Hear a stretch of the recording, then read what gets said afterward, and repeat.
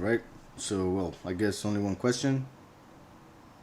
And it says, is it true that the wise men who introduced themselves to Yahushua as a newborn were students of Daniel's wise friends? Yeah. Well, just so you guys know, because there's kind of, I don't know how to put it, but there are certain hints in scripture that we find to see that the time, well, what I'm trying to say is that in movies and the way that it has been taught, they confuse a lot the time in which Yahushua received the wise men with the time that he was born.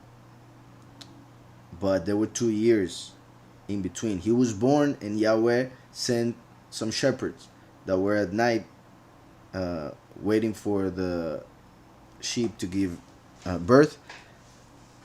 And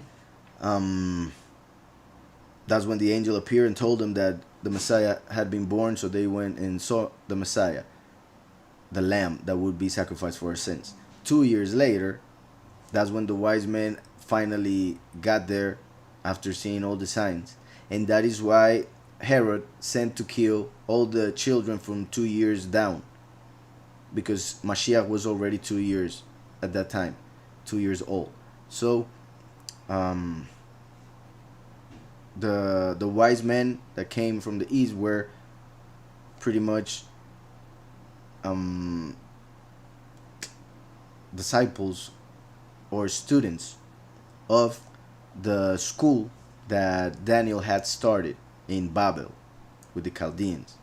But then, obviously, after Daniel, others came and added a bunch of falsehood, of course, or of other religions and beliefs.